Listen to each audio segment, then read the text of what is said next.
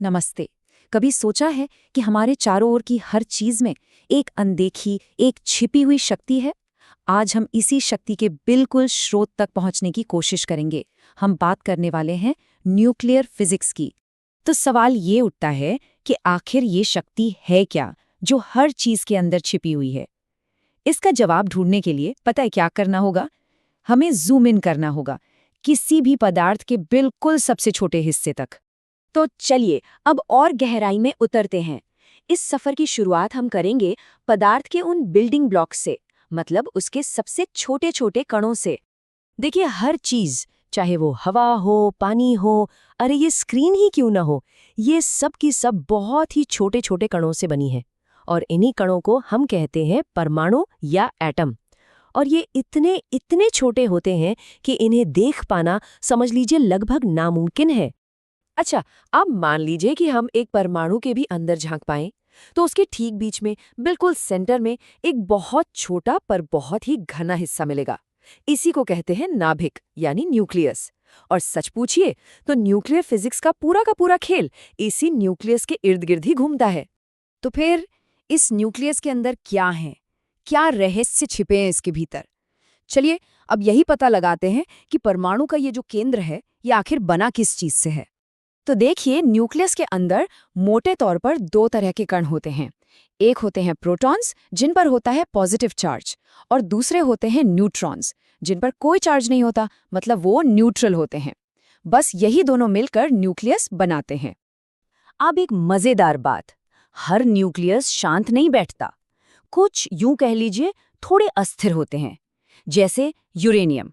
Uranium जैसे कुछ तत्व क्या करते हैं, वो अपने आप ही लगातार ऊर्जा और छोटे छोटे कण बाहर फेंकते रहते हैं।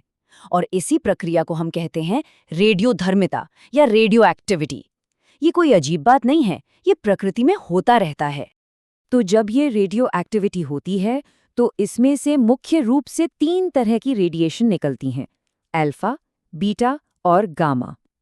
अब इनको ऐसे समझिए, अल्फा थोड़ा भारी भरकम और धीमा है, बीटा जो है वो बहुत तेजी से भागने वाला इलेक्ट्रॉन है, और गामा गामा तो सबसे शक्तिशाली ऊर्जा की लहरें हैं।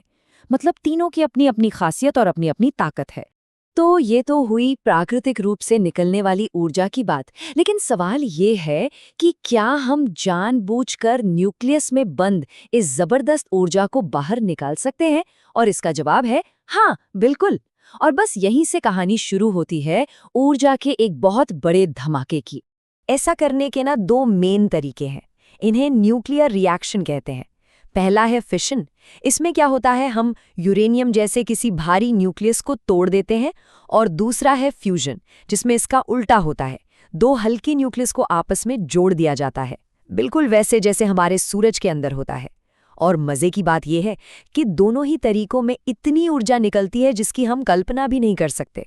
और अब सवाल ये कि आखिर इतनी ऊर्जा आती कहाँ से है? इसका जवाब छिपा है आइंस्टाइन के उस मशहूर फॉर्मूले में, E=mc²। ये फॉर्मूला बस ये कहता है कि द्रव्यमान यानी मास और ऊर्जा एक ही चीज के दो रूप है। मतलब आप मास को ऊर्जा में बदल सकते हैं। तो जब न्यूक्लियर रिएक्शन होता है, तो बस जरा सा, बहुत थोड़ा सा द्रव्यमान ऊर्जा में बदल जाता है, पर वो ऊर्जा इतनी ज्यादा होती है कि आप सोच भी नहीं सकते। सोच कर देखिए, एक छोटे से सिक्के जितने पदार्थ से इतनी ऊर्जा बन सकती है कि एक पूरे शहर को बिजली मिल जाए। अब जाहिर सी बात है, जब शक्ति इतनी जबरदस्त हो तो उसके दो पहलू तो होंगे ही, एक अच्छा और एक खतरनाक। तो चलिए अब जरा इस ताकत के दोनों चेहरों को देखते हैं, इसके फायदे भी और इससे जुड़े बड़े जोखिम भी। तो एक तरफ तो इसके कमाल के फायदे हैं, हम इससे बिजली बना रहे हैं, कैंसर जैसी बीमारियों का इलाज कर रहे हैं, और तो और स्पेस रिसर्च में भी इसका इस्तेमाल हो रहा है। लेकिन सिक्के का दूसरा पहलू भी है, और वो काफी गंभीर है। रेडिएशन से सेहत को खतरा होता है, परमाणु हथियारों का डर हमेशा बना रहता है, और एक बहुत बड़ी चुनौती है, जो न्यूक्लियर वेस्ट या कचरा बनता है, उसे सुरक्षित तरीके से ठिकाने लगाना।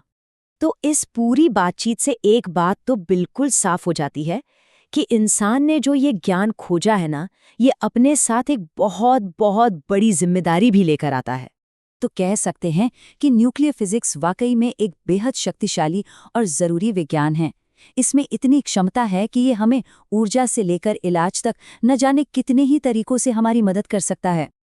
लेकिन आखिर में सबसे बड़ा सवाल यहीं आकर खड़ा हो जाता है कि इस बेहिसाब शक्ति का सही इस्तेमाल कैसे सुनिश्चित किया जाए। ये शायद हम इंसानों के लिए सबसे बड़ी चुनौती है, और हम इस चुनौती से कैसे निपटते हैं, इसी पर हमारा आने वाला कल, हमारा भविष्य टिका है।